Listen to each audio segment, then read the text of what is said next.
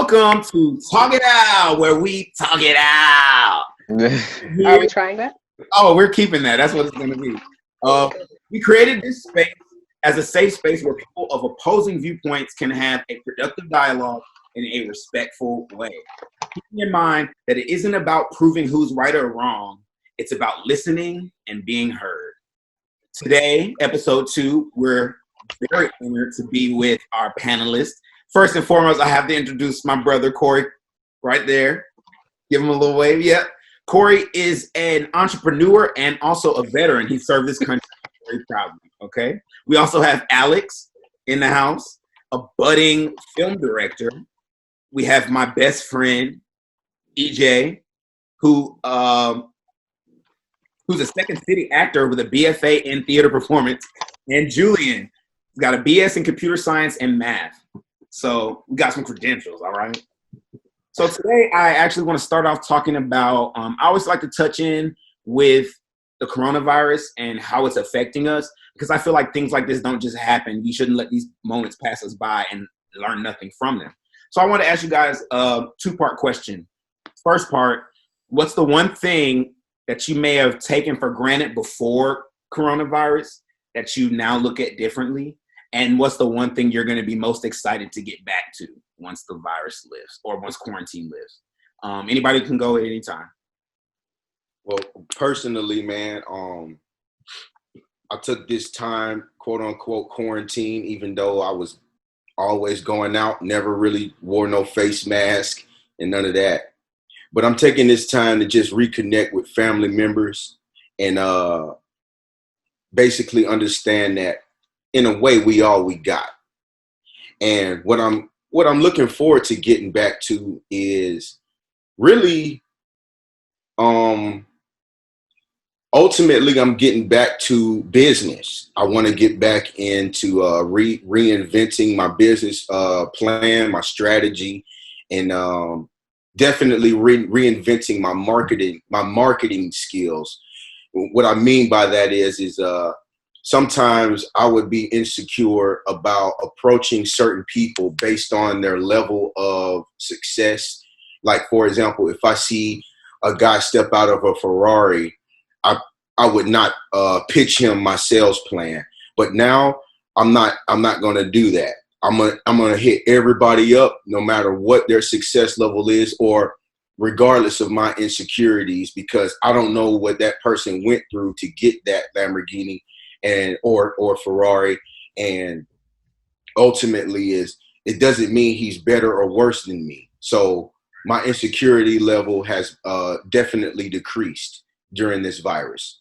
And just to touch on that before we go to somebody else, it's like this idea that I told a friend of mine. She was overweight and she was worried about going to the gym. I said, gym heads look at that heavy set person with so much respect for going to the gym because they know how much it took for them to get there. There's no judgment when that guy in the Ferrari is hearing your sales pitch because he was you at some point, most likely. So I agree with that too. It helped me too. EJ, what about you? Yeah, also to piggyback, that Ferrari could be a gift. You know what I'm saying? About that. Excuse me. What did I take for granted or miss? Short answer, fucking. That's wrong. I'm playing Alex. Relax. I mean, it is what it is. But I felt like I did. Did I just get dinged? I did take for granted. I do miss. So I forgot this is a children's show, a family show. No, I do take for granted hanging out with my friends, being around people, performing. I mean, you perform online, but it's not the same as like being in the room with people. You can feel that shit. While I've been doing this time to myself, I've been like working on myself. I've been doing yoga, doing all that. Trying to get in shape for whatever's coming. The race war. We'll talk about that later, guys. Stick around. Right. I just want to get in shape, get my mind together, working on myself up here too. Chilling. After this, I think this is really put in perspective what's important. family, like your close friends, and like as Corey was talking about, just getting after what you want and believe in. Like our insecurities are just shit that we made ourselves. We're the only ones who tell us that we can't do whatever we said we can't do because we said it. So why not do the opposite?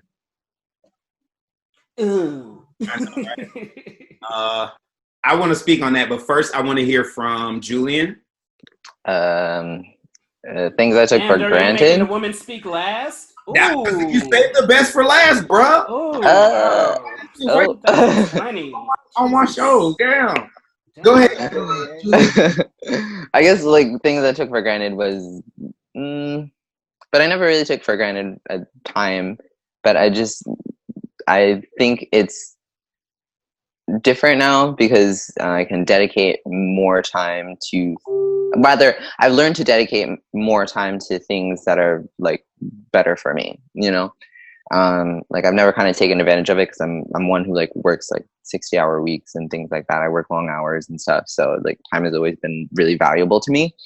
But now it's like it's different. It's like use that time wisely, you know, especially because now that I have more of it now that I've had in a long time.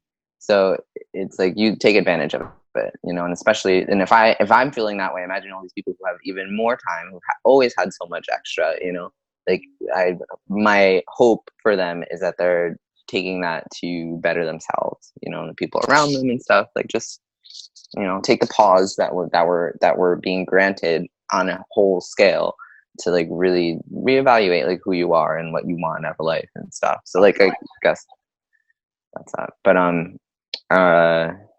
things I'm hoping to get back to.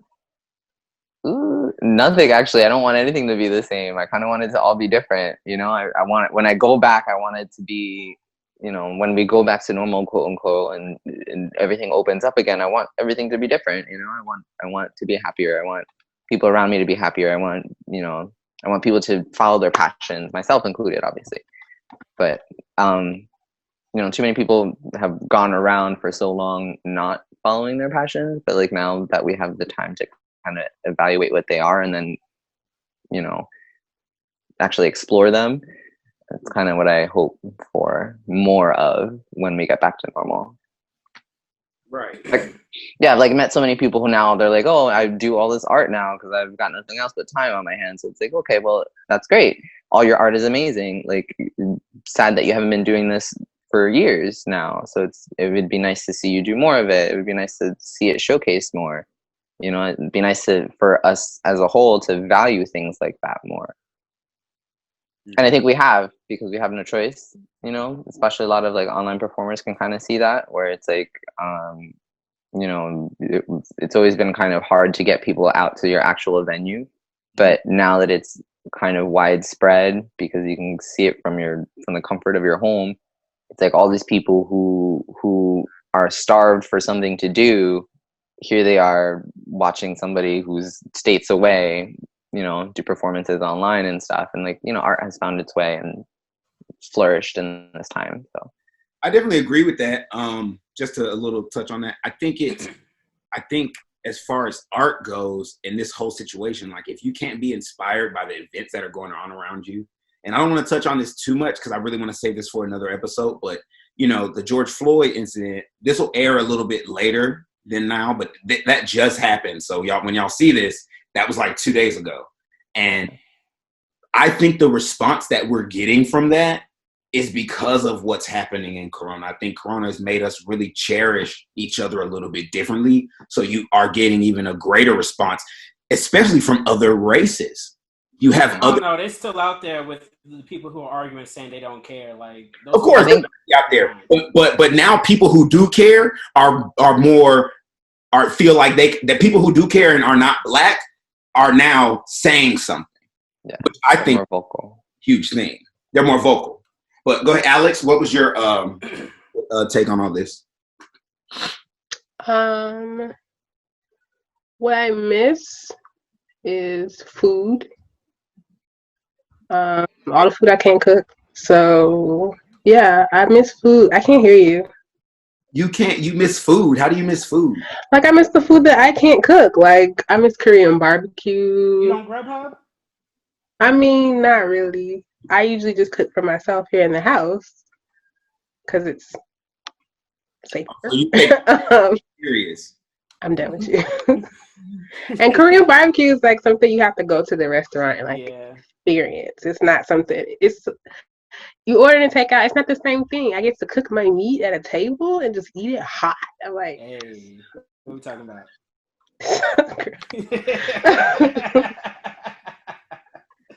I'm playing. But things that I hope change are, things that if things continue as they are, and let's say we find a cure and everybody opens back up and we get to go back to something that resembles normal, I would like for people to take home the sense of community and understanding and empathy for other people. And even though it's not widespread, like the news would have you believe all the time that everybody is just crazy and whatnot, I hope that the average person can look outside and find ways to be kind to people just in their own neighborhood without even it having to be like, oh, I went on social media and I donated to this charity and I went here and I didn't know. Like there's people next door to you who you probably have never spoken to. And you could start there and build a community. And hopefully when all this is over, y'all still have that same community.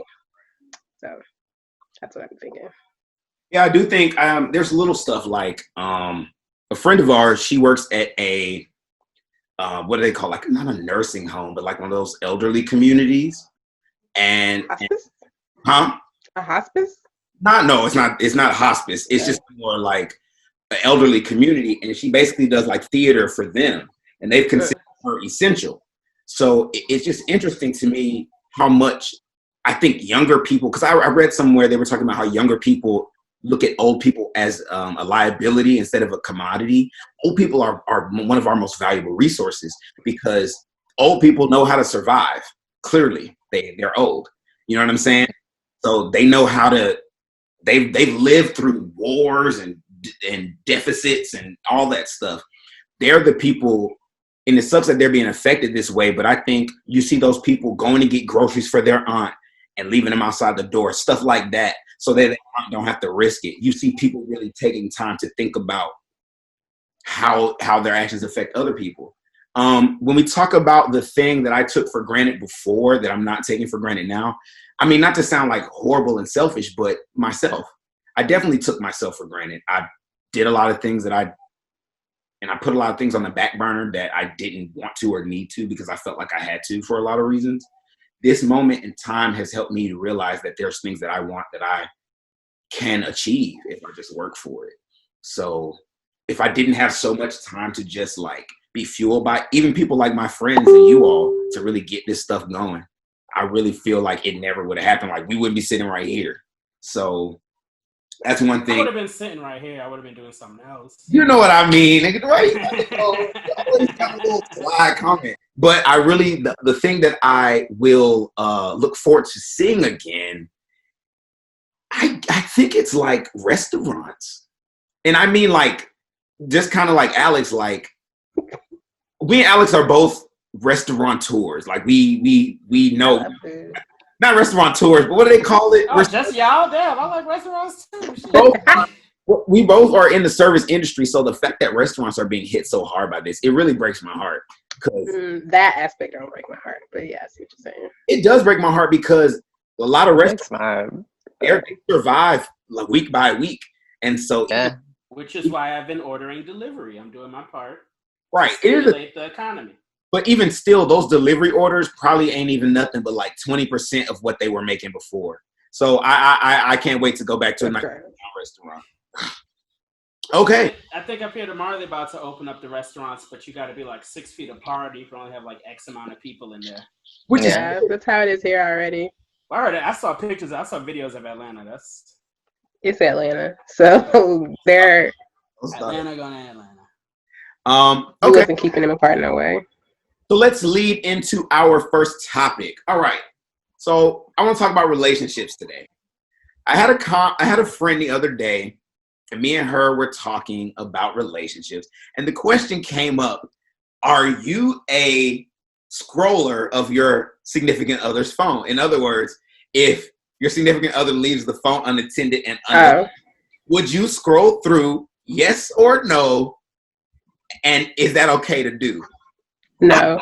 Corey's never okay. No, it's not. No. That means you don't trust. And if there's no trust, why are you in a relationship?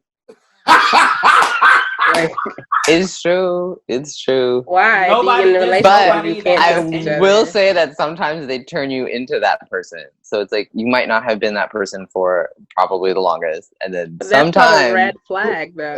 Yes, that's what I'm saying. Yes, it is. Red flag. Yes. You feel anxious. Okay. The weekend at Birdie's. I was like, what's going on? Okay, so yeah, short answer, no. And no, I don't even. There's nobody's phone that I want to look in. I want to know what's going on in my significant other's phone. I know your messy ass. Look at you. Did you see how much he was smiling when he was asking? He was like, "That's nasty." Why don't you just ask? Well, this is if you have a relationship with that person, you should be able to communicate. No, I will say this: if we've been in a relationship. Probably not at this point. But when I'm new to a relationship, absolutely. I want to know. No. Absolutely. That's like the worst time to do it. Right. Yeah. It's like right at the beginning. I thought if it's like been 5 years and they acting different. Right. Yeah. You might peek over and see what it was. That's what I'm talking about. You just want to snoop. That's really what it is. No, you a nosy, nasty, messy little It's not nosy, nasty, messy to me because it's more like this. I'm not talking about in the dating stage. I'm not talking about that. That's talking even worse. After you're talking about you've been dating, you talked to them, you dated them, and now you're exclusive. That's when I'm creeping. Why? Because I feel like that's the hardest time, especially for a dude, to stay faithful, to cut all the booty off. That's you. No. But why did you enter into an exclusive relationship with someone for me, if you could not trust them? The relationship. Now, having said that, I generally only involve myself in open relationships. However, if I'm in a relationship and the rule was not openness, if it was monogamy, I'm going to follow that rule. To me, when you tell somebody that you're ready to be monogamous, I've just seen too many examples of men. Most of them were straight, to be honest. Because most gay dudes I know probably aren't doing the monogamy thing off rip. They're not. They're going open relationship, maybe monogamy later. But I've seen dudes, it's like, all right, now that I'm with her, I'm going to tell her that we going to be monogamous so she'll cut it out. But I'm still smashing my baby moms. I'm still smashing it. I'm smashing. That goes on both sides. That's just a messy relationship. That's an immature person. I would just say, dudes, that's what I think that once again, leading up to that situation, there are indicators. Now, whether you listen to those indicators and pay attention for them, that's on you as a person. What's an indicator? But if he was or she was protective and secretive about your phone from the beginning, and now we're in a relationship and nothing has changed, that's, I would take that as a red flag. If, they don't want to introduce you to their people and now y'all in a relationship, I would take that as a red flag. If you try to have a conversation about them, that's something y'all can disagree on, but have a conversation about it and they react poorly, I would take that as a red flag. Like, it's not always going to be blatant, but you can't just gloss over it because you like them. Like, communication is something that will keep you from being in these situations. Which is you don't have to check their phone. Right. Which is my question, though, because all those red flags are deeper than monogamy issues. Like, I wouldn't date somebody who was doing all that at all. You know what I'm saying? That's right. But that's why it's a red flag. It shows up. Yeah, it shows up. You know how it be after about a year or so. That's when they stop being nice and start getting real. Yeah. Corey, do you on this? Yeah. Yeah, I got some pretty serious opinions. Oh, God. Being quiet, go ahead. I'm just listening, man. Pretty much I'm with EJ. No and no. For example, because me, I think relationships are miniature or major businesses that you have with people. And looking at it from that perspective, I would not go through my boss's phone or a coworker's phone. If I had any of what Alex was saying, red flags, I'm just going to end my contract with the business.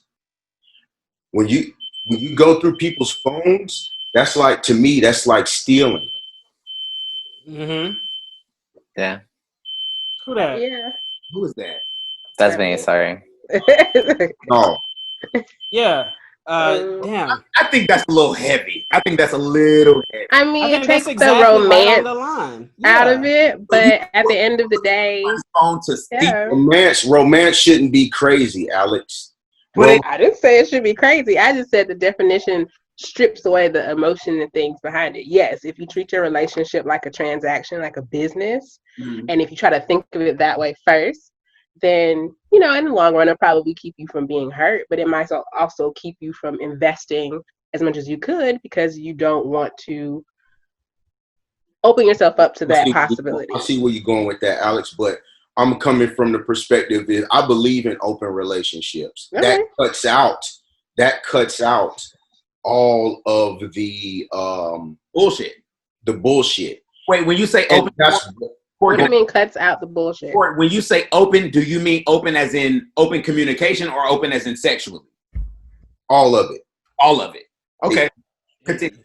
Because it's a business. So I might not have the same relationship I have with one person that I have with another person. But when it comes with trying to make people exclusive, we are not exclusive people as human beings. As human beings, I agree. I don't feel like monogamy is a natural. It's not natural. That's just my opinion. But I think this. Penguins don't cheat. They don't cheat because their natural urge is to find one mate and stay with that person the rest of the time they're alive. So they don't. That's because they be tap dancing and shit. Lions and because they be tap dancing, exactly. A lion is one dude and a rack of bitches. I'm not bitches, women. My bad. Hold on, let me finish my point real quick. Go ahead. So if let's say it is romance, right? And I get in a relationship with a woman, that relationship is going to be what we set it upon. Right. Mm-hmm. There's no reason to go through a person's phone as long as they're treating the relationship as you set it upon, or AKA a contract. Because if you think about it, literally, marriage is a contract. Literally. So I agree. I mean, I just have different verbiage for it, but I agree. You know, if y'all communicate in the beginning about what the relationship is going to be from the start, that cuts then out that will solve a lot of problems going forward. Communication is part. But hold on, real quick, and I'm gonna shut up real quick, y'all. What do people do? They pretend to be one way in a relationship, and then it messes up the whole understanding. For example, I know people like one night stands. We're humans. Yeah. Sex, for example, is more powerful than hunger. Did you know that? I can see that. I wouldn't say I knew that, but I can see that. Okay, my point is on a primal level. Mm-hmm. So what people do is they play the role to get the sex, and then they turn around and do something else. That in itself is the problem. If you feel, basically, I'm gonna cut it just short right now. If you feel the need to search someone's phones, you have a problem, and maybe you need to exit that relationship. I want to respond to that just because I was the only person who felt like it was okay to look through somebody's phone. Now, I will say something you need to go to therapy about. No, because I can't say I never looked, but when I was dating Gary, I never looked through his phone. But did you feel a need to look through his phone? Absolutely. Okay. Do you feel like it was because y'all communicated better than your other relationship? Absolutely. Okay, then.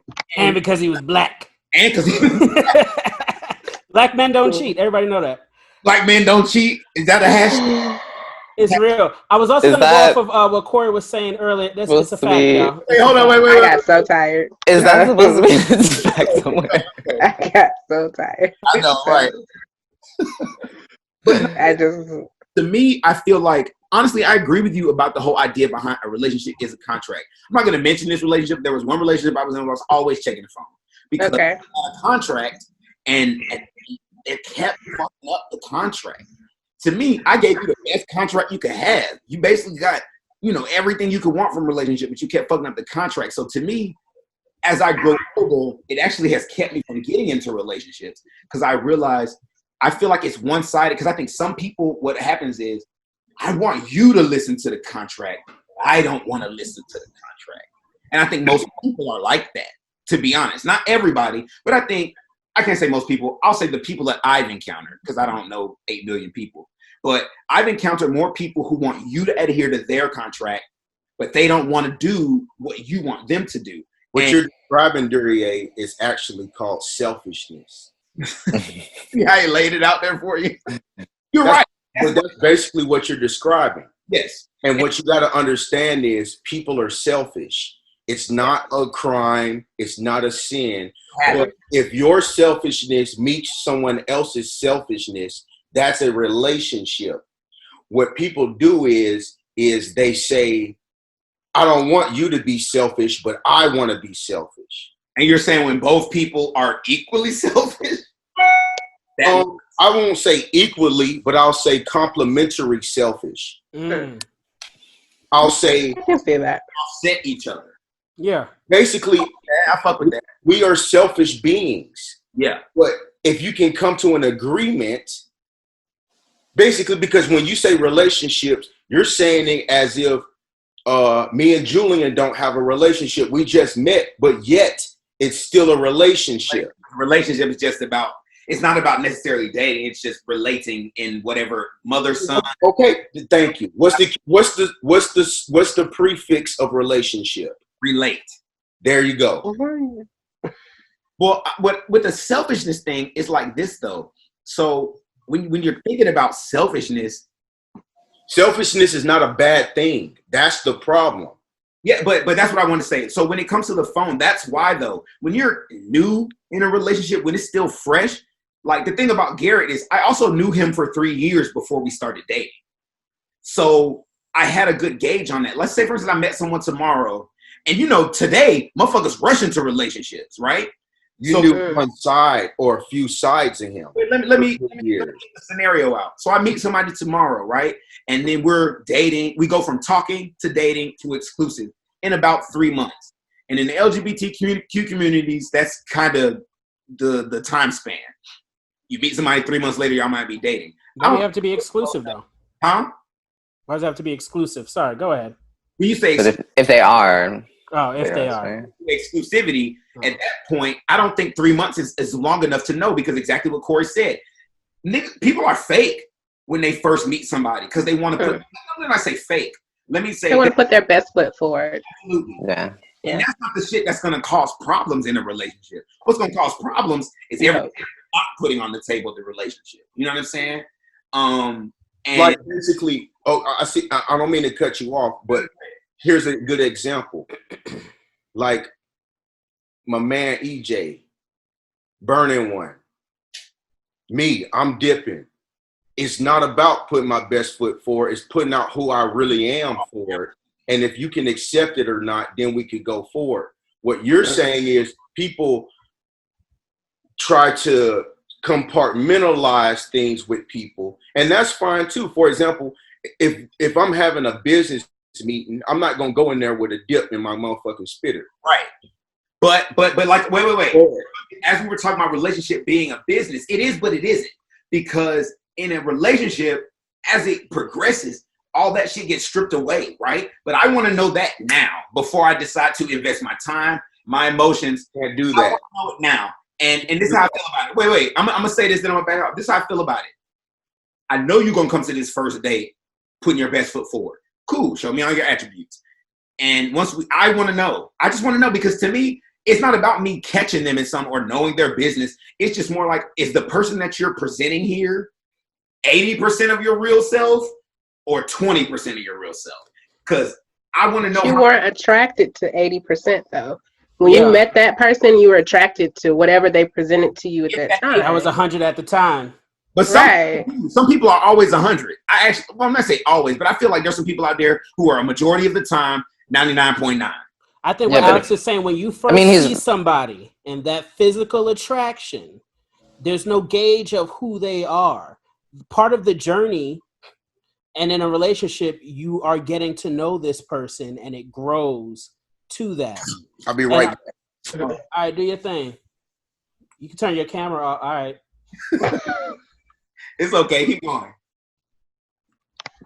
But you could.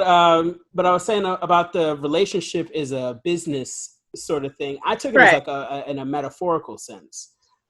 It like there's an emotional contract of sorts and an agreement. Similar, though. I think they're definitely similar. I mean, there's a trust, communication. Yeah, there's a symbiotic relationship, a system. But are you giving trust if you are going into the relationship saying, I need to see 100% of you right now to even decide if I want to have some sort of exclusivity with you? Yeah, like are you giving trust in that instance? That's fair. I mean, because I personally feel like I do give that trust, and I don't feel like it necessarily has to be represented in that phone bullshit. To me, I give my trust in a lot of ways. Okay. Dealing with your ass being my first and foremost. Because for me, y'all know me, like the way I love is that is annoying the hell out of me. I don't know what that is. I keep looking at it like, what the fuck? You got a moth on the wall like that? Right? I love very intensely, like everybody, we were just talking about that, like everybody I've known for like decades. The people who I mess with for long term. And I'm very hard on my sleeve kind of person. So what that also means is I hurt very easily. You feel me? And y'all remember the stuff I went through in my relationships and how devastated I was when that shit happened. So to me, I'd rather look like a nosy mess than be a mess on the floor because I got my heart broken again. You know what I'm saying? So that's how nobody wants to be hurt. Yeah. But then why? But if you're with somebody, you're already going in there with false pretenses. You're putting your past bullshit onto a new person, and then you know what I'm saying? That's not fair to them. So I don't think that's fair. I put my hand on the frying pan or in the stove, right? Ow, that burns. Right. Next time, I'm not gonna put my hand on there. I might throw some water. So it's the same thing. Like once I get what you're saying about not letting your past bullshit affect your current, because I believe that's very, very true, and you shouldn't do that. But I think there's a fine line between not letting your past bullshit affect your current and being dumb.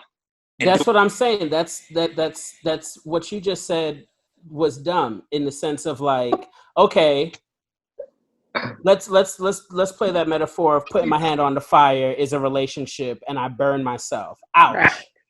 I now know not to do that. Right. I now know I can put a pan on that fire. Right. Maybe that pan don't work for noodles. Now this next relationship, I could put a pot on that motherfucker.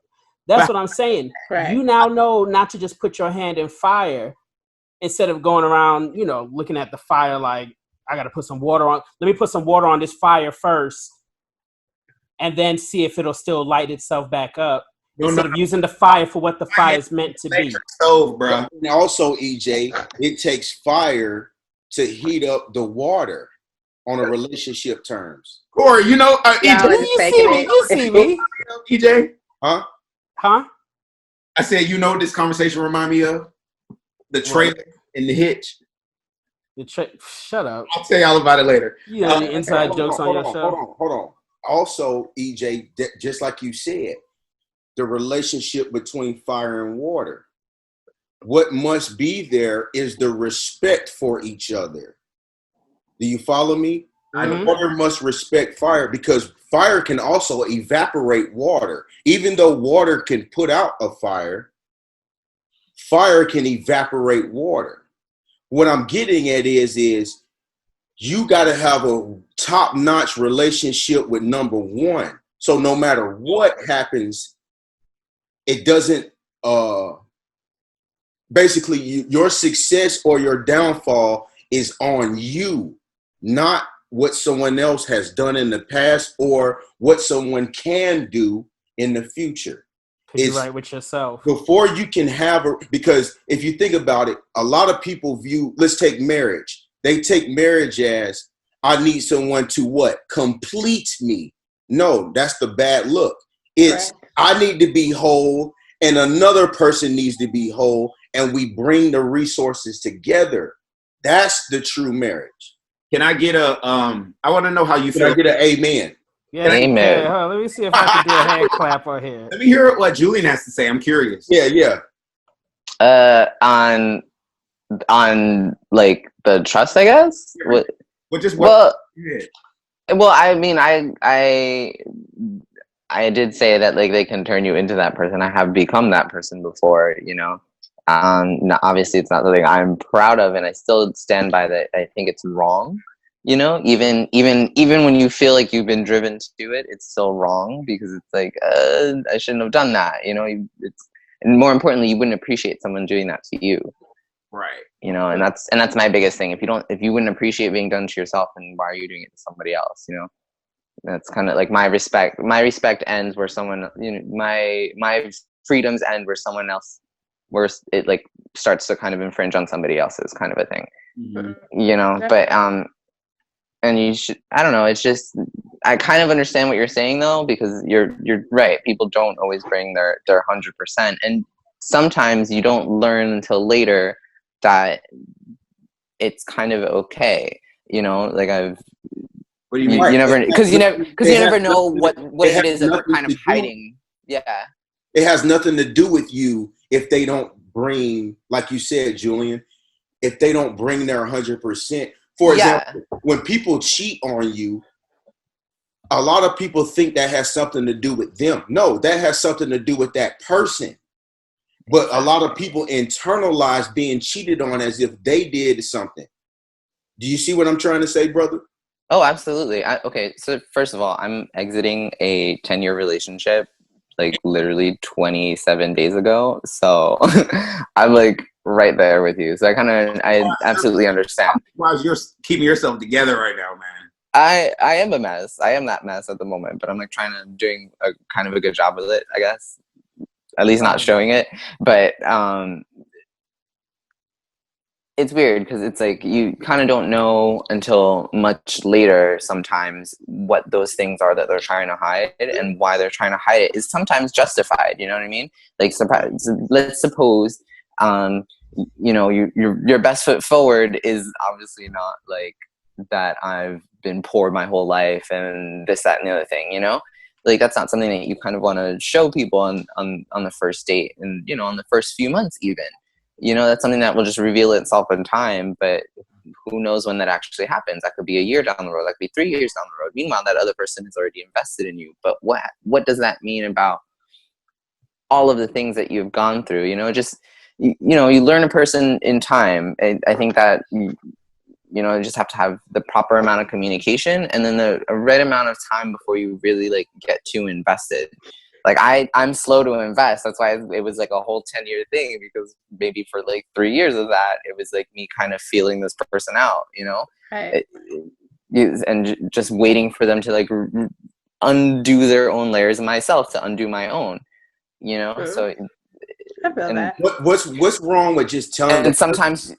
I'm sorry. Go ahead. No, you're right. You're right. No, there is nothing wrong with telling them like a lot of things up front, but still, even to yourself, there's like things that you just don't reveal until the time comes, until the situation happens.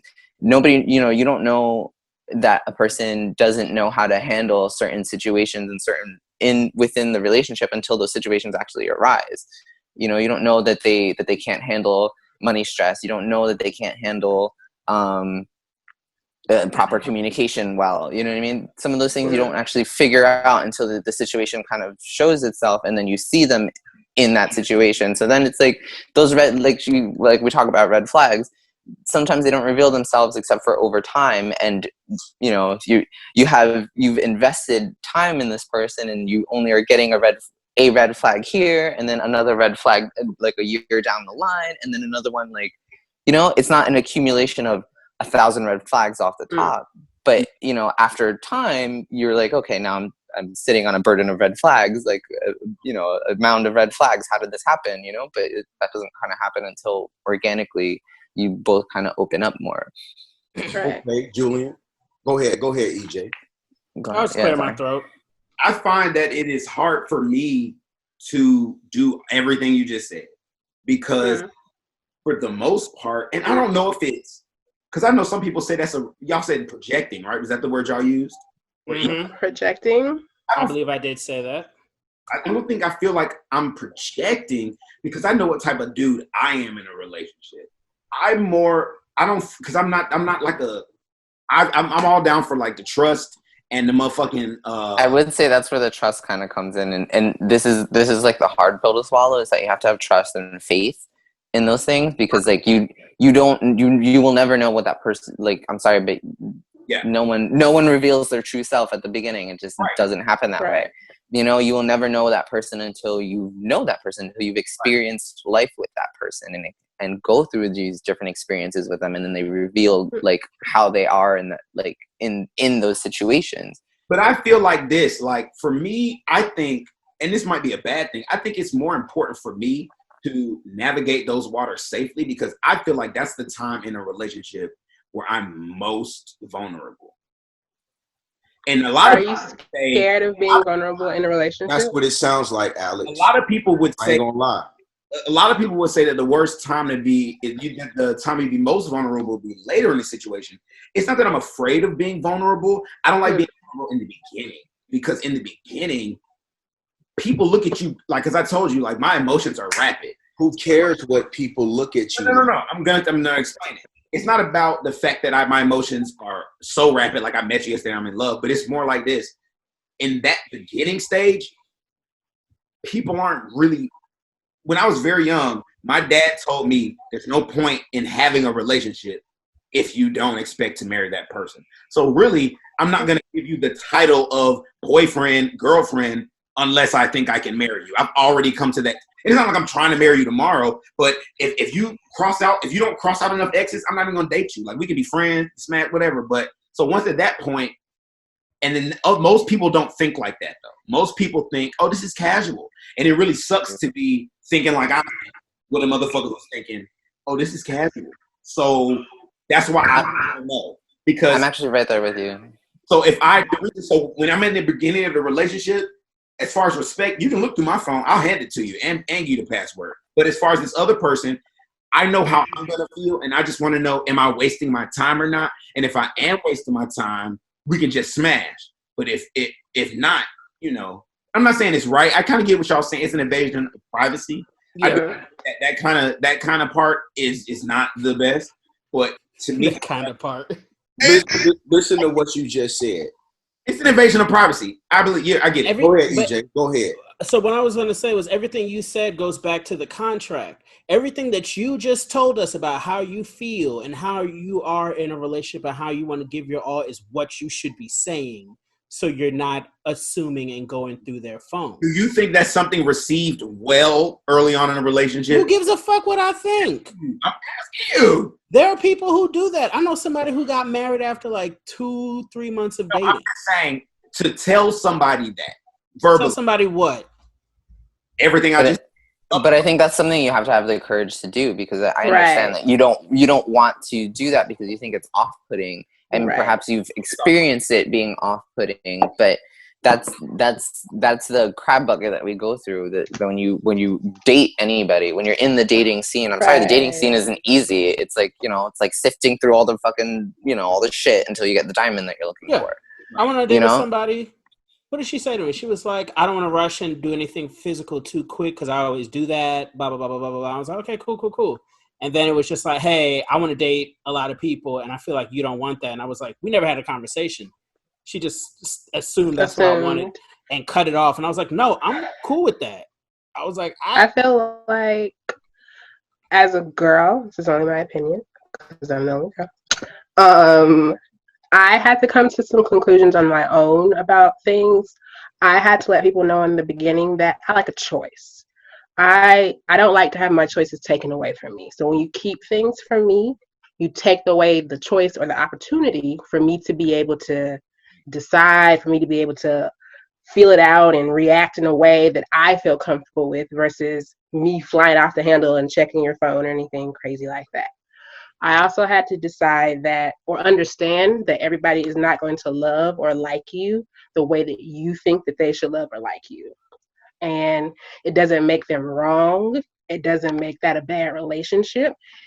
It might work for you and you just don't know it yet because you still have to grow and evolve into it. So you said what?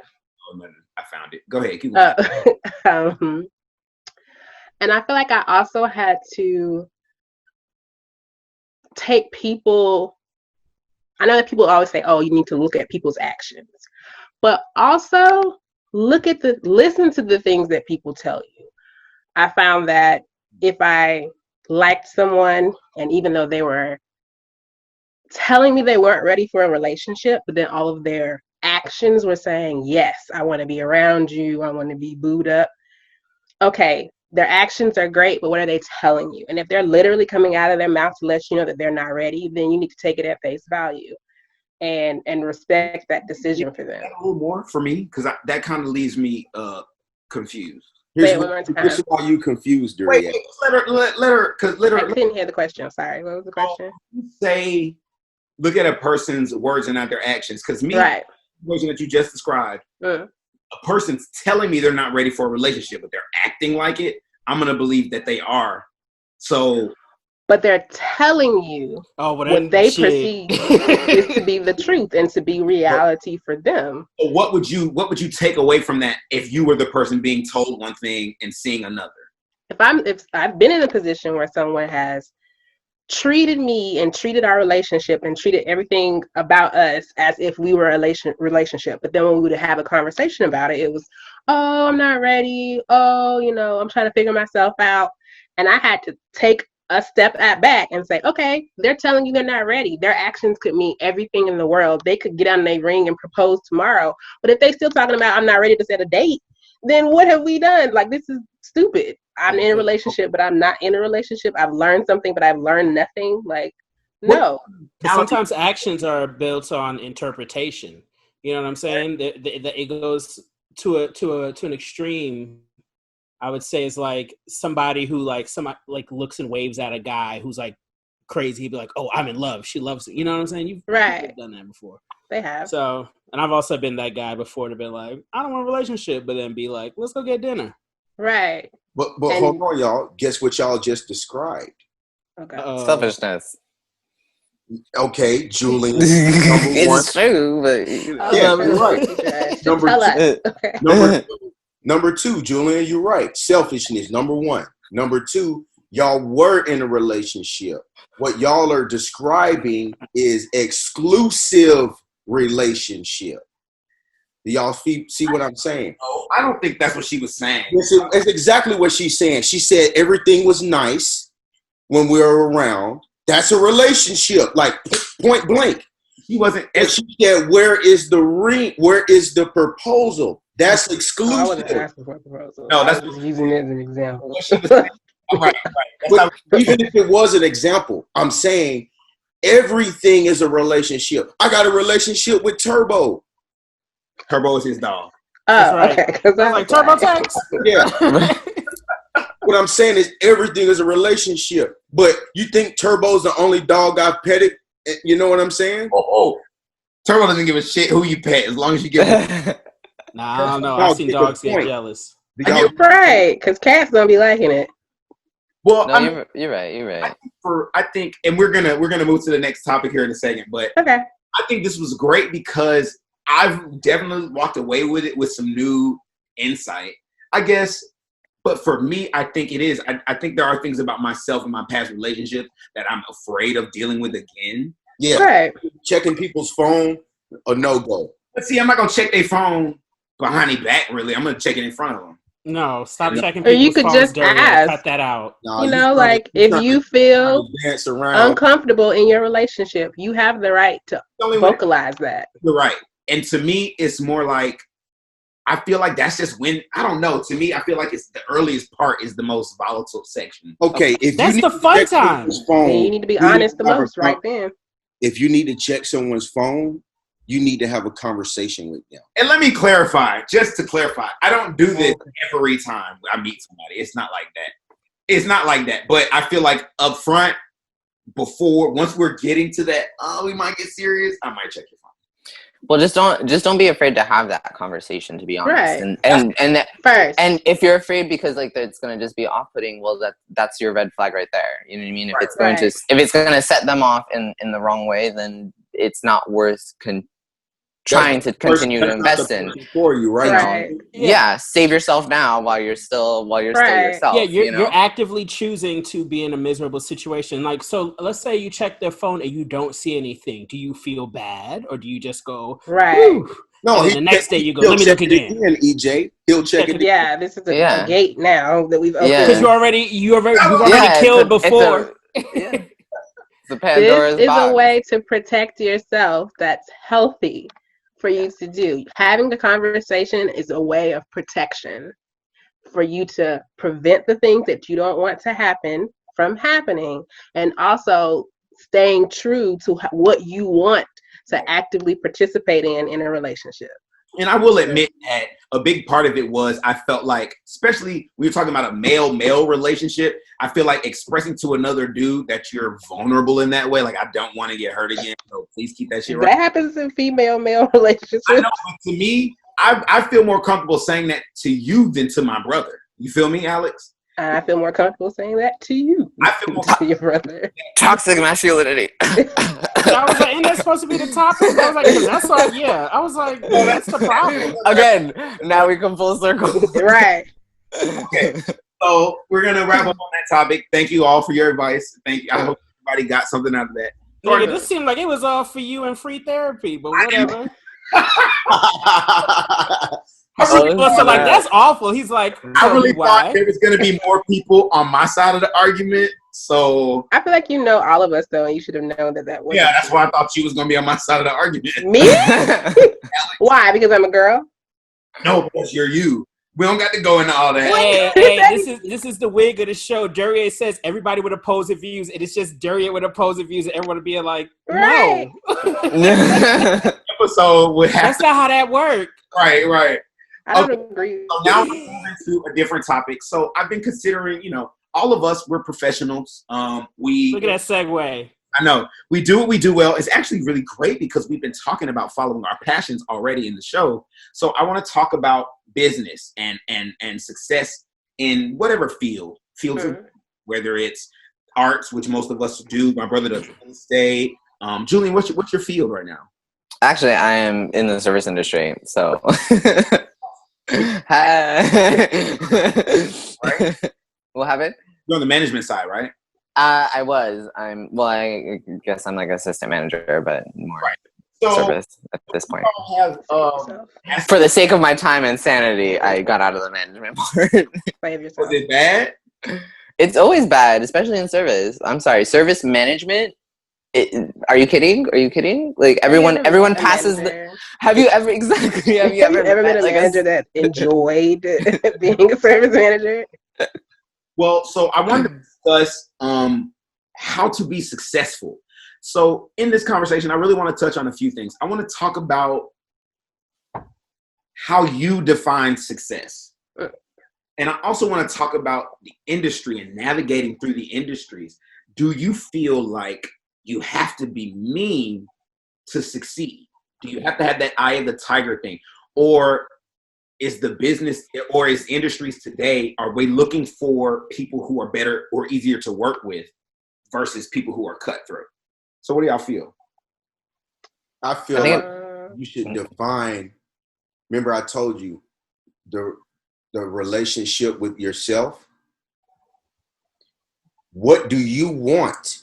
And that will determine your success. When you look outward, you'll never find success.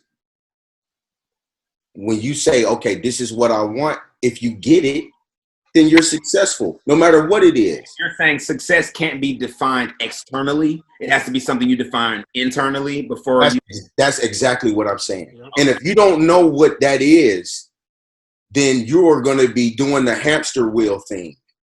And I get what you're saying. Me and Corey had this conversation recently about happiness. specifically in the same realms. I really want to speak more to this idea that in order to get to the top, you gotta defeat everybody else on the way up. But everybody doesn't want to get to the top. Right. Some people are cool with their 9 to 5. They don't want to be a CEO because CEOs have different responsibilities. Mhm. What I'm saying to you is if you want a 9 to 5 job and you get it, you are successful. Like, bottom line. Tell us, and then I can understand that, like, because I think a lot of us will think similarly on this. But why is it that you get so many outside views telling us, oh, if you're not Michael Jordan, Just said it. right. I just want to know what do you think it is what do you think it is that exists between us as humans to where we can't look at an Who is telling you that? huh? Who is saying that? Oh man, don't deny that there's people out there like you can get drafted in the NBA tomorrow, but you never win a ring, and somebody will be like, oh well, he never won a ring though. That definitely That's called hating. That's just cares negative about ass somebody people. else Yeah, saying that. those are coming from motherfuckers who don't play. Ew. Why do you? I'm not saying that for that person. I get what you're saying, Corey. For that person, they shouldn't care about those people. I'm talking about why do you think people do that? Why do they say those things? People have not determined what they actually want. A lot of people are living on someone else's vicariousness. I think you said that wrong, but I get what you're saying. Okay, I don't know. Okay, Vicariously through others. Yeah.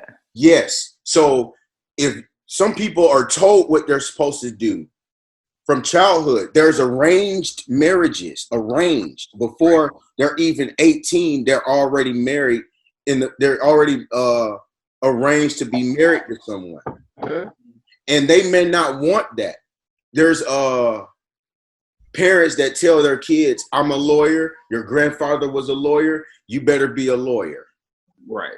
And then even if they become a lawyer, does that actually determine that they're successful? No, because they didn't want that in the first place. Well, I mean, it depends on what their standard of success is, because some people's standard of success is pleasing others. Again, that's why I said internalize. Again, Duryea, internalize what your level of success is for you. Yeah, but you're directing this right at me. No. I'm talking about in general.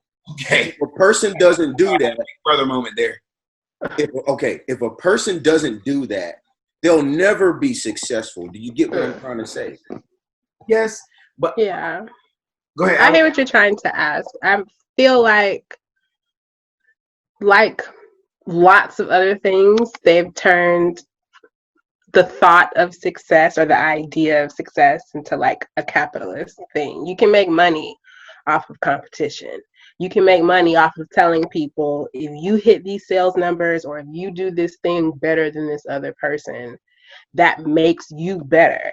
That makes you more successful. Mm-hmm. And I hear what Corey's saying. It's definitely that individual's job to understand that success is something that they choose for themselves and they choose what it looks like.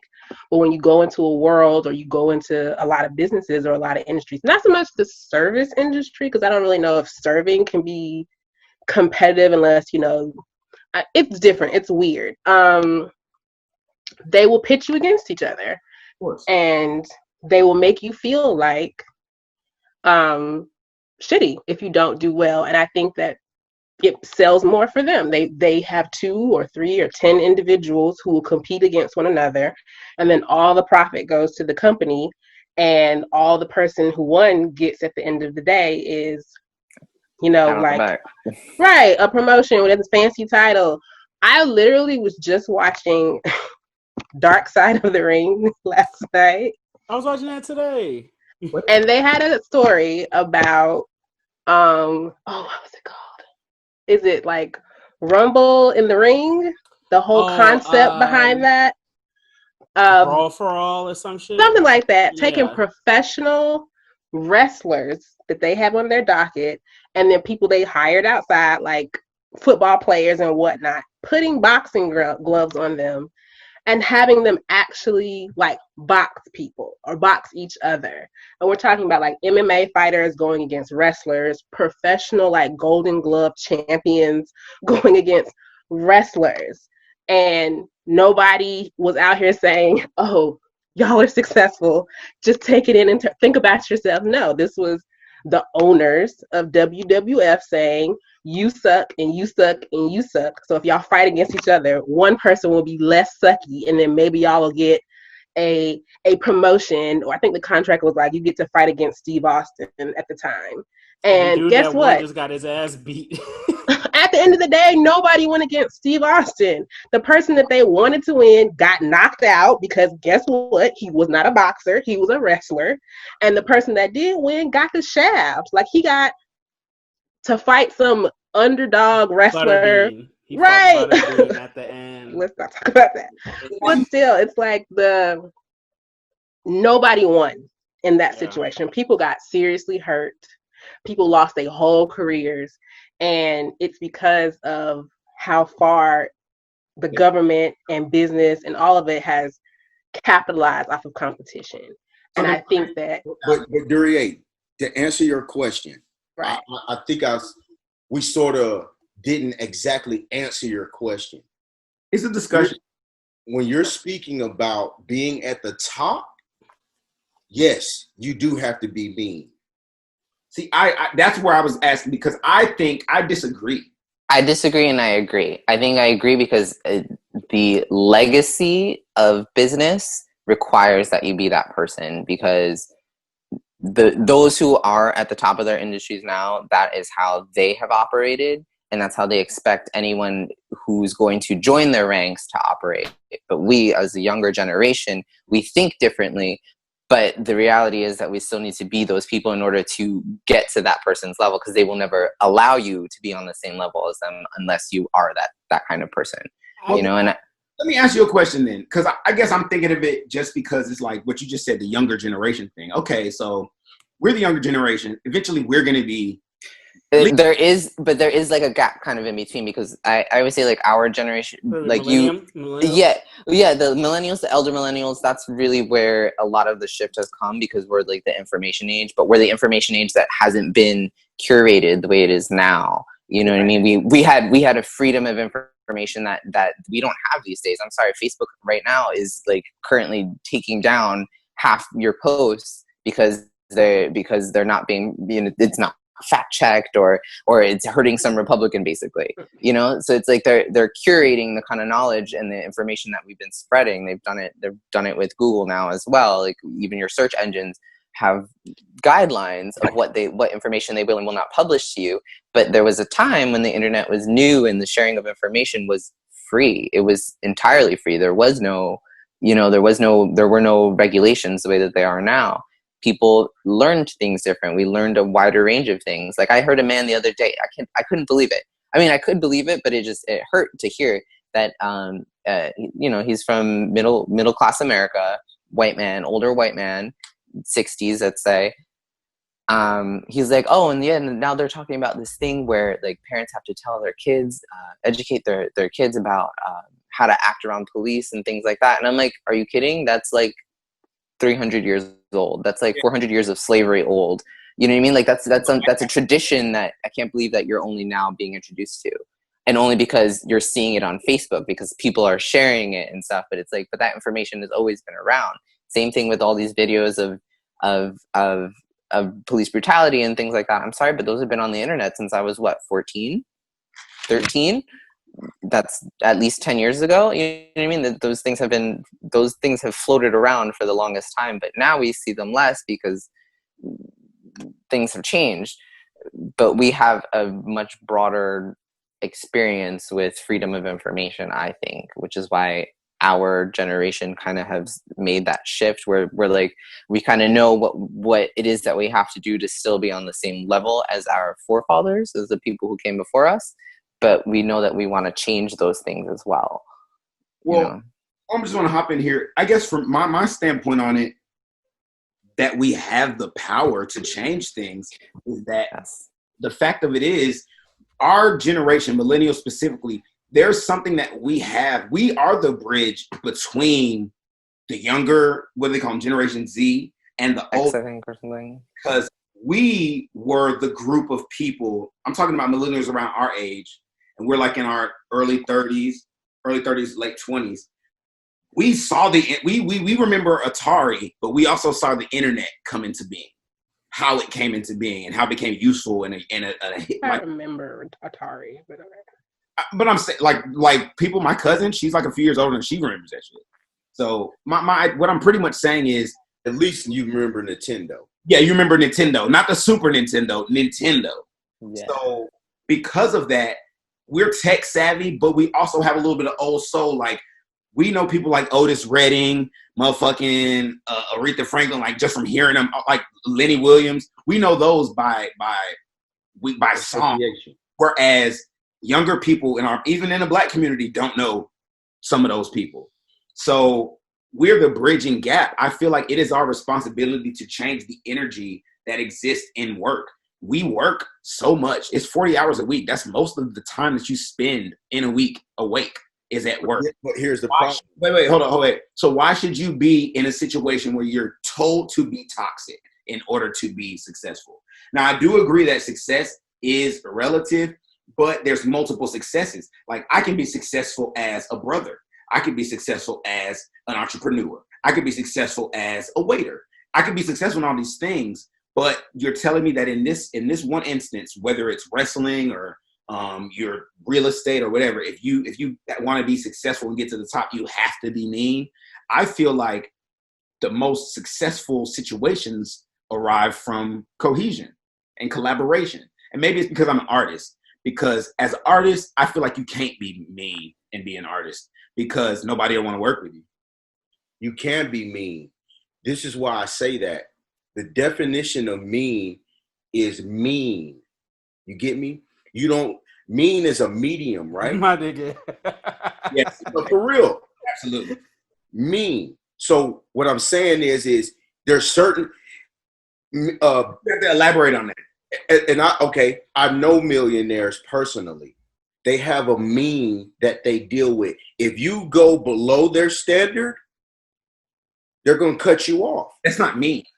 That's The definition of mean. That's exactly what it is. I mean, when I say mean for the purpose of this conversation, I'm talking about nasty, spiteful, venomous. You don't have to be that way. You don't have to be that way, Right. but you definitely need to be as a matter of fact. You need to have standards. Some people will take that as mean, but okay, you got to also remember that we live in a capitalistic society. Mm-hmm. So with that being said, it is dog eat dog. Mm. That's what it is. It's no way around it. So if you, imagine. And there we have it. I disagree. I feel like there's a lot of. Does it have to be that way? That's what I'm saying. Like, Yeah. you have to be mean to see. in a capitalistic DJ has something. I think too disagree, capitalism. Mr. Moderator. All right, How the y'all. hell the moderator give his views before I get to speak? Who's Shit. not the moderator? Nigga, I You thought you was did. the moderator. God damn. Yeah, he is. He's the host. I'm I not. know, he hosted it said, all right, actually, I got it a pretty. I was like, well, damn. I was going to answer and say, Jesus, success, business. All right, here we go. I'll get to success later. I don't think you have to be cutthroat in order to be successful in business. Okay? I think there is a quality of toughness that has to come with running a business and owning things. Yep. But in terms of being cutthroat, we know what cutthroat is. We've seen the archetype of the boss that is cutthroat. You're fired. They're mean. We see him every day. Every day on the TV. Twitter. We see him every day on But Twitter. yet he's got hotels. Anybody Before, staying at his rinky-dink ass hotels? Somebody's staying this is the point. Oh, well, no, maybe not right now, but But what I'm saying is, yeah, he got hotels. That is his level of success. Whatever success means to him. If my success is I need to be mean to somebody else to get ahead, that is my success. But I do not. I consider myself to be successful. I am not mean. I'm not cutthroat. I help everybody out that I can, because people always say the same people you pass on the way up, you'll see on your way back down. So I try to keep it copacetic with everybody, especially working in art, try to keep it cool with everyone. But you can still be tough and straightforward and say and know what you want without being cutthroat. Because if your shit don't float, everybody's gonna remember that you were an asshole, and then ain't nobody gonna fuck with you, cutthroat or not. You know what I'm saying? So I think success is internal. It is a personal definition of what will make you happy. I tell people to chase their happy whenever I can. I'm like, what do you want to do that would not make money? What makes you happy? Mm-hmm. Because that people will pay you for. Right. People pay you to do anything you can make money off. I know this girl who made candles as a joke with Beyonce. You know those like Virgin Mary candles? She made those with like Beyonce on them, and now she has a business. Of course, people are gonna buy those. But now she does them with like Oprah and other people and shit like that. Which is so I'm saying like you got to define what success is for yourself first, because no, you don't have to be cutthroat. If you want to be an asshole, that's a choice. But EJ, Talk I to understand that, and I don't think Dure's asking that. Hey, can y'all hold for a second? Hold for a second. All right, so basically, when it comes, I think Dure was saying not about the internal side of success, and I think he gets that point. I think he was talking about being on top, keyword. When you're on top, there is a level of cutthroatness or meanness that you must have. Let's look at Cutthroat is cutthroat.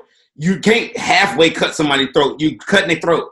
It's not like okay. So who's on the top of the pecking order in the animal kingdom? Cutthroat animals or animals that try to get along with everybody? I was watching this on Discovery Channel, and you do research this. Do you know what animal that is not a fucking carnivore that scares lions? Hippos. Elephants. And giraffes. Giraffes. So even though the giraffes aren't at the top of the pecking order, a lion's not going to attack a giraffe. It'll attack. Sharks are scared of dolphins. Hold on. A pack of lions will. A pack will. A pack of lions ain't going to attack a pack of giraffes. Female lion. Y'all missing what I'm saying. But yet the lion is still on top. No. I hear what you're saying about the top, but I feel like earlier you were saying something about there's different levels, how there's people who are okay with a 9 to 5, right? Yeah. That is success. So the top, what is the top to you? Sometimes the top is being Good the question. manager of a restaurant. Right. Sometimes it could just be the top for me is, oh man, I have a summer job. I'm 16 and I'm making some money and I can go take this girl out on dates. I'm on top. Yeah. That's all here. I don't think there is a cutthroat that you have to. I don't think you have to like. But I think he was talking about industry in the beginning. You know, right. like I mean, maybe which industry? With the question, let me clear it up a little bit. Oh, I did give you 2 different ideas. I do want us to define success because I personally think the ultimate message should be don't let someone else define what makes you successful. Yes. Mm-hmm. However, now I'm also talking about in a practical sense. In applying our behavior to other human beings, do we have to be successful? Mean to be successful. Now, that's different from saying there are successful people who are mean and they got there by being mean. I'm saying at this point right now, is it a necessity in industry to be mean in order to get ahead? Now, what I heard Corey say is once you get there, there's a certain level of bullshit you won't tolerate. And I always like to segue to Beyonce. No, that's not what I'm saying. Listen, who's on top right now in industry? What country? Depends on the industry, but it's probably China, Right. ain't it? Technically, probably China. It's America. it's still us. Because Right. we sell the Chinese products. China would be nothing without us. Let's not say nothing. So if we're selling their products, That's China sells a lot of our products. we're in debt with China big time. Right. We'll talk about So that. China. Hey, but our economy is better. That's why It is better, but China's will overtake us in time. in about right? Give them some, because the thing is that Right. China has made a lot of growth in a very short amount of time, Right. whereas we have not. China's We've just been on top for a while. China's been making some big mistakes lately. No. Let me just give you some facts real quick. I'm not gonna fact, but I'm gonna just Let give me you. finish my point before. It's real quick. Yeah, moderator, let him finish. EJ, one more time. I'll mute your ass. Ultimately, what I'm saying is the reason why we're in debt to China has nothing to do with the fact that we are leading the industry. What I'm ultimately saying is we didn't get there being nice. No. And I feel like the circumstances of how we got there no longer apply. Like the situations that we had to go through to get to be number one, Harbor. those things, like those instances, the Great Depression, the Industrial Revolution, all these things where we were always we were number one for so long. That's not the case. A lot of countries have caught up to us. A lot of countries are doing better than us. So in some way, so it's not. And those countries did not necessarily take the route that we took, right? Being mean or cutthroat to get there. The question is, Alex, were they nice when they? Yes, America. Right. America. What made America a superpower was World War II.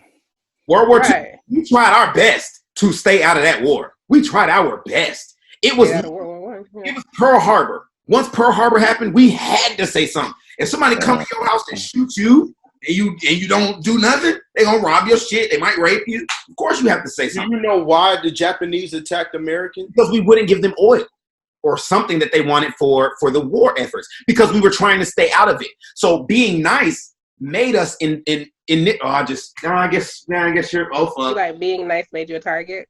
Pretty much. I guess that's what Corey's trying to say. Or made you a victim. Is that what you're trying? Because us being nice is what got us attacked. You're talking about countries and war. And you're talking about going to work and being a nice person. Yes. I get what he's saying. He's saying competition is kind of like war. You're going to work every day to be better, to do better, to make more. But that doesn't mean you have to be mean. No, absolutely not. You don't have to be. I don't think you have to be mean to be successful or to be number one or to be on top. I think that there's plenty of even if you just want to use countries, there's peace treaties, there's the UN. Those are all nice, quote unquote, compromises. Look at Tom Hanks. He's nice as shit. Okay. Also look at this. A lot of why America has some of the power and influence it has is because it's maintained good relationships with its allies. No, it's because they are willing to rape, rob, and pillage. Oh, yes. People are afraid of us more than anything. I feel like people are more afraid of us than they are. They're more afraid of us than exactly. Hey, when I did a cruise ship, people from other countries were like, I was surprised when I found out people from the other countries were like, we don't want Hillary to win. And I was like, you're not from America. Why do you think that? They're like, you don't know what she's done to our country. And I was like, oh. Thank you. Okay. Oh, you know what? To be honest, as we talk about this, she's actually one of my number one examples of being like ruthless and cutthroat without, you kind of have no choice. She can't.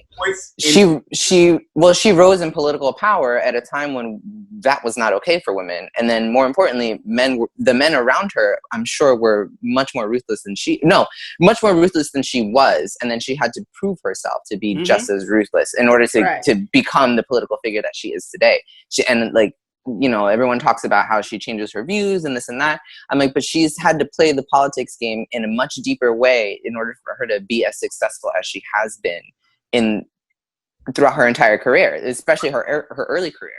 Like it was, it's a woman in a man's world, in a very much man's world, especially when they are, these are men whose confidence level is much different from your everyday. These are people who make laws. These are people who whose corruption and things like runs deep, like things like that is, their arena is entirely different level than anything we experience on an everyday regular basis.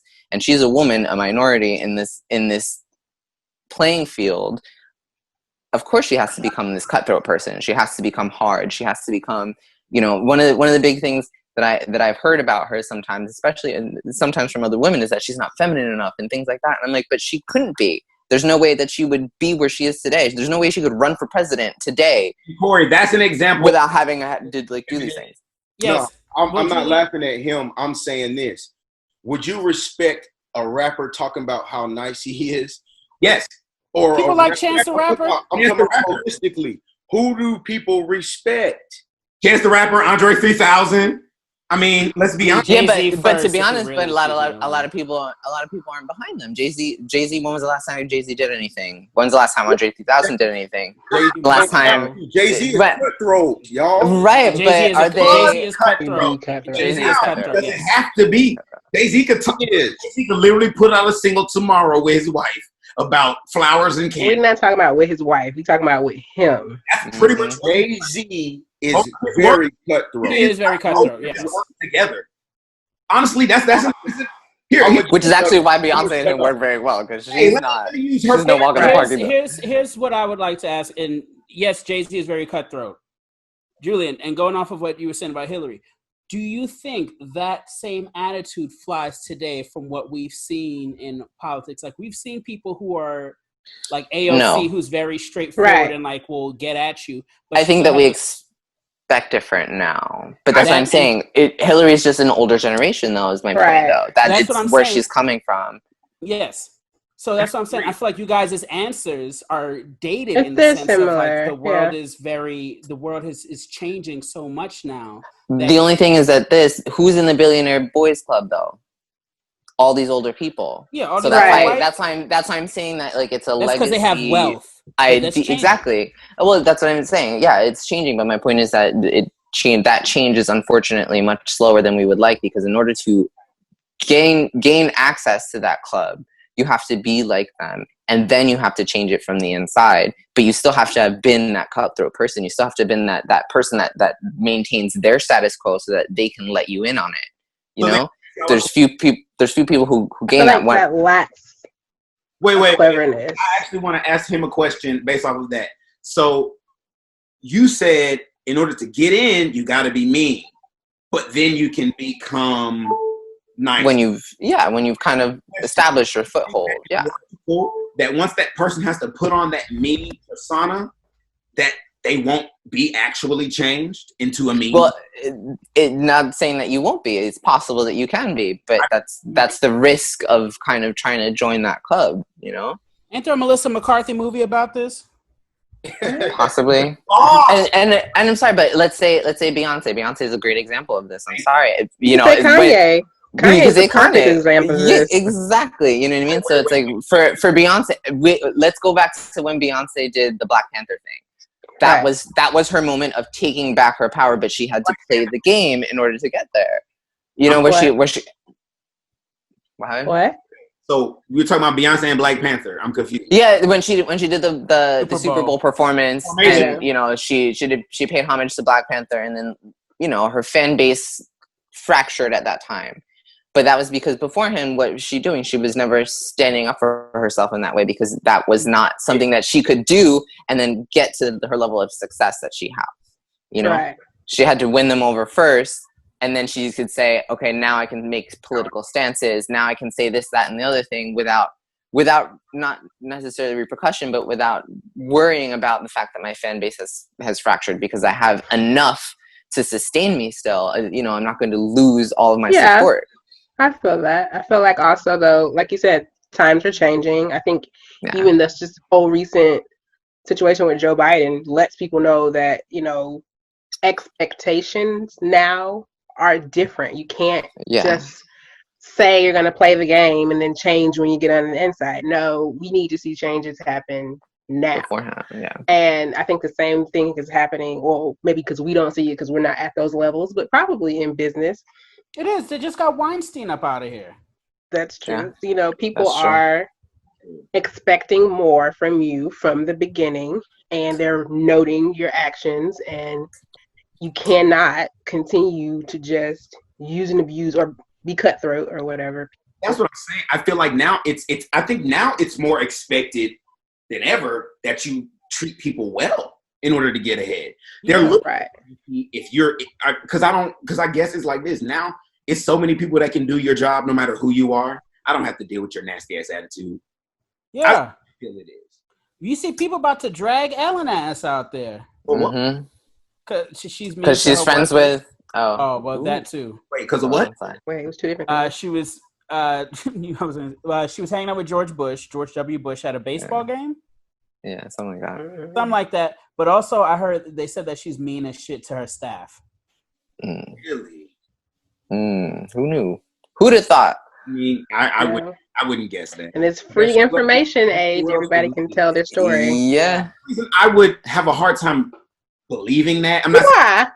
Is because of the journey that she took between her story, like, because Ellen was a woman who was on the rise until she came out, and then her career. Okay. But then that goes back to what Julian was just talking about. Okay, and another thing is, I do say though, is like, having been a manager, I was like, you know what? I understand now why people have like monster manager stories, but I'm like, but sometimes it's the employees that turn the manager into that monster, and I'm like, it's terrible to say. That friends that become managers. That's why I would never do management. I thought I'd never be that kind of mean person. Not mean, but you know what I mean? But like, I want to be. Like, you're right, but now you're presented with this ugly situation, and now you have to be the decisive person and stern, and everybody is not going to like your decisiveness and your sternness, and now you're especially quote unquote mean. Yeah. Shut up, Corey. The mean. You remember? I know what you're talking about, Corey. Was it the mean, the median, and the mode? Yeah, that's I do. I will say the managers that I respected the most were the ones that treated me the same, morning, noon, or night, good day, bad day. Like, I always knew what I was getting with them. So I could come to them with a problem, and I knew I was going to get the same curse out had I not had a problem. I think the ones that, a lot of managers have a hard time between being the buddy and being the manager. Because they have no meanness. They have, standard. Sometimes you just can't open that door. Like, when you are a leader, especially if you are not as old as the people you're leading. Right. That's like the factor. Go to that buddy shit. I hate to bring this up, but it's like that in jail. When you're a CO. Oh, okay. When you're wait, aren't there all prisoners? Being too buddy with inmates, and then when something happened and you got to do your job, shit gets messy. Shut up, EJ. It's any situation like that. So when I'm talking to, like, for me, shut up, EJ. Shut up, nigga. So for me, it's like this. Okay, in my training as a director, my directing mentor, the first thing she said was, "You're the captain of the ship. If rehearsal's bad, it's because you came in there with bad energy. If rehearsal is smooth, it's because so she said, any shit you're going through, you throw that away the moment you walk in, because your energy is the energy for the rehearsal." Right. You're setting the tone. So I feel like as people our age, it is our job to, once we become leaders, make sure that we captain our ships. And I know it's tough sometimes talking about what Julian's saying, because sometimes the people you're working for, the people you're overseeing don't want to just fall. Sometimes people be like, "Oh, I'm glad you're the boss." It's cool. Some people aren't going to be that easy. So sometimes you have to play that role, but you don't have to become that role. Right. So you mean that you could be in charge and not be extra hard on your friends, Duryea? Just don't play from the beginning. I'm about to pull the best performance out of you. Any fucking way. And you always enjoyed it. Let me throw this at you guys. That's why I do for color girls. What, Corey? That's why you do for color girls. Michael Jordan used to invite his competitors to dinner a night before the game. Who? Michael Jordan. Michael Jordan. Okay. He wasn't doing it because he was being friendly. He was bringing their defenses down. It's reverse psychology. When he got on the court, he just went out to dinner with them last night. Right. When he got on the court, he was trashing them. Because we can't hear all the shit talking when we watching TV that goes on between athletes. But my point is Michael Jordan is not known for being a nice guy. He's an asshole. But was he on top? Yeah, he was on top. That's not the He was on top point. not because he was an asshole. Hold on, Duryea. Yeah. Sorry, Alex. What were you saying, Alex?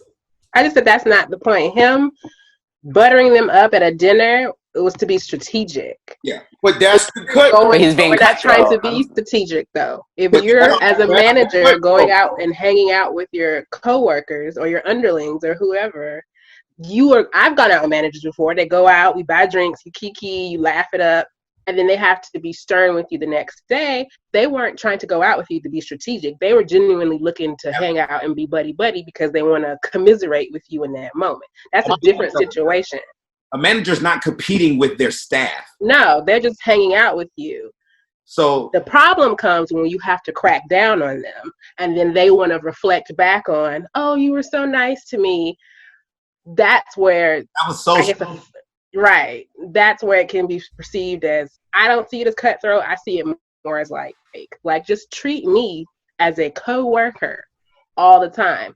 If me and Michael Jordan had ever played basketball, he would extend me an invitation and I would say, no, thank you. We are competitors. Because there is like, why are we eating before the game? Let's eat after. Right. Sorry to cut you off. There's a response to both sides of that coin. Because I say that also to the people. Why are you going in there over there and playing with that person, being funny with that person? Because you know if they do a shakedown in here, your ass gonna be an inmate. That shit goes out the window. It's on both sides. You can't put yourself. It's not just the manager's job to make sure they don't get too close to the employees. It's the employee's job to remember that's my boss. And if it comes to me or their job, they're good. That's their job. Yes. EJ, you were trying to say something? I forget. You forgot it? Oh, no. You forgot it? Come on, man. Folks. Yeah, the fuck. It was some Michael Jordan something. I truly. Y'all saw me smoking right before this. I don't know why you. Who is on top right now? Hey, hold up, Corey. I want to talk about the Michael Jordan thing real quick. Michael Jordan is an asshole. But Michael Jordan's success was heavily due not only to his talents, but the talent of Scottie Pippen. We are not debating Michael Jordan's talent. We are talking about that's a whole other. No, that's the Bulls. No. That's not Michael Jordan's success. That's the Bulls' success. Michael Jordan's success is his competitive. Success and the Bulls' success are two different things. Yes, he was successful before Pippen. Did you not watch The Last Dance? What did he do? Did you not watch the games? Duryea. That team. This is what he did, Duryea. Regardless, let's take the Bulls out of it. Michael Jordan, if you look up his past, failed his first tryouts. Mm-hmm. And he said, I'm going to be the most nastiest person on the court to himself.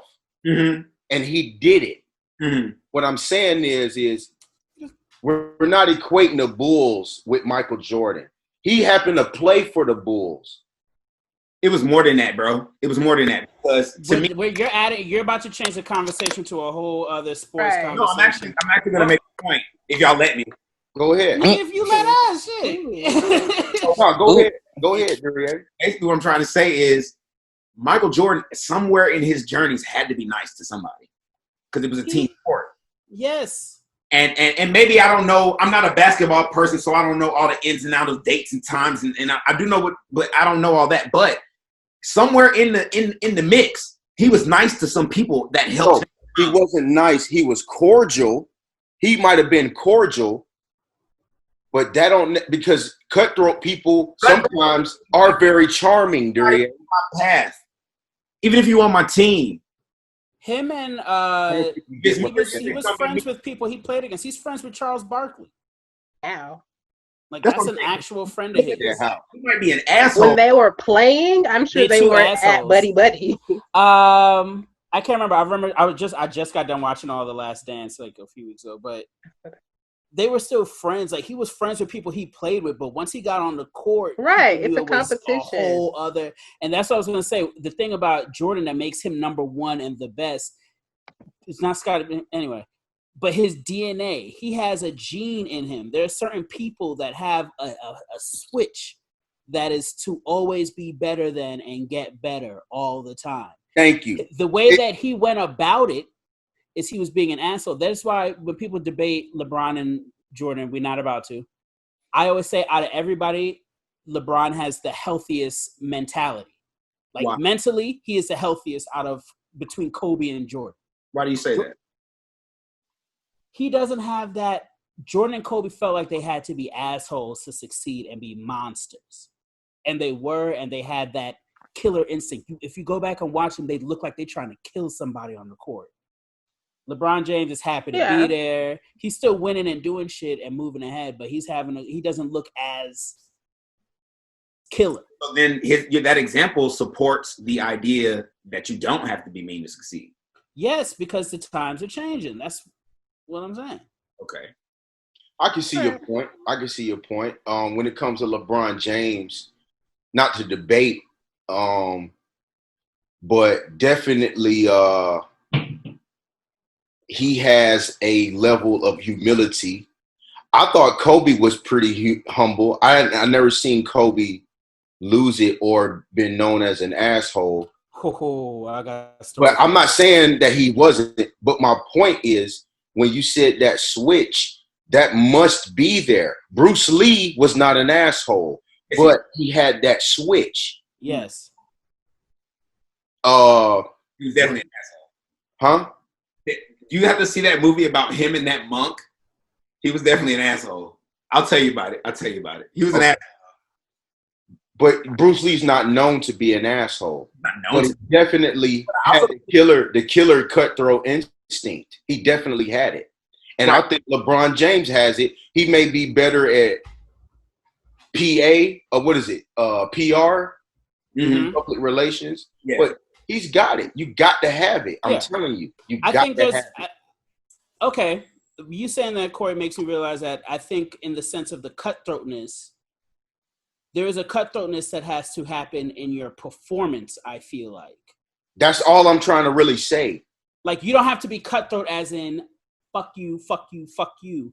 No, because that's how you get killed. Yes, exactly. But in a competitive sense of like, when I go and perform and I'm doing comedy, it's not a competition, but in my head, I'm like, yo, I'm about to kill shit tonight. Thank you. But to me, what the question I want to be clear was about, and is about, your treatment of people. Not to negate anything you said, because you can't win like that. But if you're an asshole to people, you will be taken out, regardless. So the answer is no. I think we're all saying no. Basically, Alex, that's exactly. I think we're all saying no. You don't have to be cutthroat to be. We won him over, Alex. Well, I was separating. We just have different ways of saying it. This is a good conversation because you do need to be cutthroat on the stage or on the field or when you're practicing, when you're rehearsing. When you're talking about being cutthroat to people, that's not what you want, because anyone can be touched. Right. But there's some people out there who feel like, I can't get ahead because she's in my way. I can't get ahead because he's in my way. So as soon as they're removed, I'm good. Oh shit! I had a quote for you. Yeah, that was comparison is the thief of joy. Mm-hmm. I've been sitting on that quote for a minute when we first started. That's a good quote. Who said that one? I don't know. Shit, Maya Angelou or some shit. Let me look. But that's a good quote. That's a great quote. Okay, so that actually nicely in a boat. A great conversation, you all. Thank you all. Theodore Roosevelt, my favorite president. Theodore Roosevelt. After Obama. There you go. Okay, after you missed. So thank you all. So what I want to do in closing is I want to give everybody a little time to do closing remarks. Remember, talking about relationships today. We were also talking about competitiveness. They tie together, and the way you treat people, it affects the outcomes of right. So just keeping that in mind. What's your final thoughts? Go at will. Who wants to go first? Fine, Alex. Yeah. I don't have the EJ's mouth later. Just like that one time I was hoping he'd save me for last. Right, I was ready. Final thought. My takeaways from the conversation. I don't consider myself to be highly competitive by nature, but I also realize where that can be a shortcoming in my own personal journey for success, that I have to start including it in order to not just do better, but to like push myself to do better and to seek a difference and to seek growth in my success. Because it's one thing to just kind of like accept what you have and to be happy and thankful for it. And it's another to say, okay, I'm happy, but I also want other people to be happy. I want my friends to be happy, and competition for me will make me seek to do more outside of myself for them. So now we can all be happy. That's how I look at healthy competition. And that's what I'm trying to take away from this conversation, as well as checking on Durier more often with these relationships, because I just don't need my friend out here with other people's phones, and I don't want to have to like come get you from nobody's house or ride out on somebody. Like we're too old to be like the having messy to, chick. I got his phone. I'm like, He was sleeping and I used his face recognition. and I just want better for you. So I'm going to start texting you a little bit more often. Great, I appreciate that. Great final thoughts, Alex. Can we get Corey to do his final thoughts? Yeah, man. Ultimately, when it comes to success, a person must internalize it first. That is very key. No one can tell you what your success is. No one can guilt trip you into what they want you to be successful. No man, no woman, no relationship.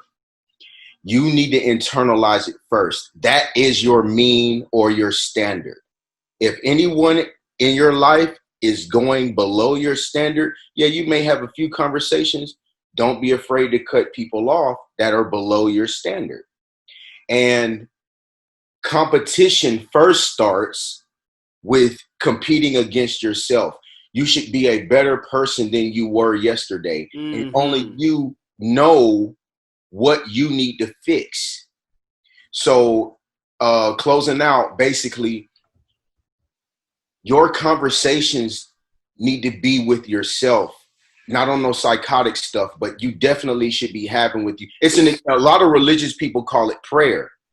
I'm not so religious, but it's basically almost the same thing. You need to be praying and internalizing what you want to do, where your goals are. And one last thought about relationships is, remember, it is an agreement. Mm-hmm. A relationship is an agreement. If y'all never made an agreement, you really can't call it a relationship.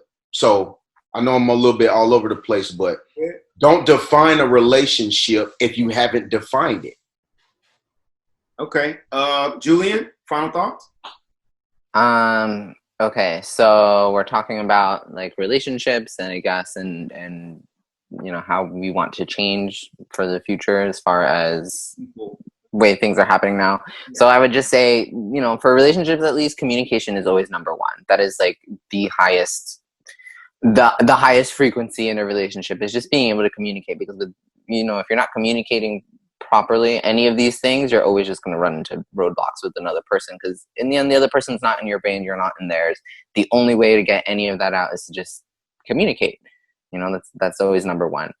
And then as far as like things changing and how being cutthroat and stuff, I think that, you know, success at one point was very defined, you know, and it was kind of spoon-fed to a lot of us, but obviously things are changing, which is a great thing, and we just have to continue on that mode, and we have to, like, you know, continue to want to take care of each other, because that is, you know, and that's gonna be pervasive in all areas, in success, in industry, in your relationships, in the way you treat yourself, even, you know what I mean, all that. You just have to want better for the people around you and for yourself, and it's really, you know, it's, I guess that's the biggest thing. I don't know. That's my main takeaway, is that, you know, we just want to be better to each other, and you know, and then like that cutthroat standard will diminish. You know, that will dissipate with that kind of sentiment. That's the kind of sentiment that we just really need to be bringing to ourselves and to life more often. Agreed. Thank you for that. EJ? Hello. Yes. Essentially, fuck bitches, get money. You know what I'm talking about, y'all? You know what I'm saying? Relationships, fuck. No, I'm kidding. I'm playing around. I think honesty is key in both situations. Honest and being forthright. When you're in a relationship with somebody, you have to, and not in the sense of like first date, but you know how much you want to let them in and let out without sabotaging or feeling like you need to go searching on all their stuff. Yeah, I've never considered looking at somebody's phone, but I've never been in that situation. Just a FYI. What that nigga say? I don't wanna know. Oh. I don't want to be like that, but also, whatever. But that also goes towards success. I think once you are honest with yourself and forthright of what success is to you, what do you want? Do you want to, people shit on women that want to have kids? That's success. If that's what they want out of life, yeah. If that is what you want, I want to be a stay-at-home dad with a rich wife. I'm cool with that. You know what I'm saying? You have to define what that is and then be forthright about it to go get it. It doesn't have to be cutthroat, but as long as you know that's what you're going for, and if you're a decent human being towards people, especially this day and age, people just want somebody to be decent. Mm-hmm. Which is not asking much. Say what? That's not asking much. Sorry to cut. I don't think it's asking much. We've worked with people in theater that are assholes, and we've been like, oh, I'm not working with this person. I'd much rather work with this person that's a hard worker than this talented asshole. Right, and my thank you for that, EJ. My takeaway is you're welcome, Durier. I'm glad I could help. What? Go ahead. I enjoy having these conversations just because it gives me every time I talk to people I love, I get a newfound respect for them, and I find myself very grateful to be among such wisdom. Because you're getting free therapy, nigga.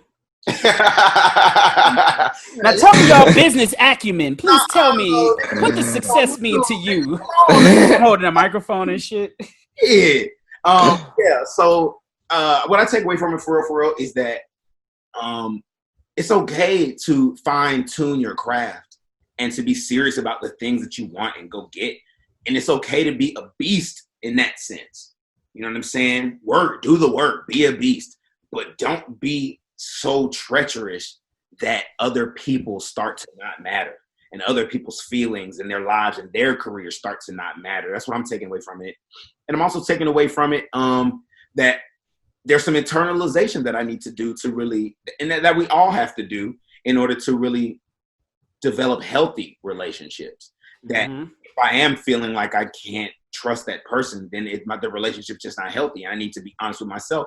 And I think there's a lot of people out there who relate to what I was talking about and will hopefully, shut up, Alex, and they'll hopefully be able to leave from here knowing that if you're in that situation, and I'm talking to y'all out there right now who are in that situation, and you're looking through that phone and you're nervous or whatever, that's not the relationship for you.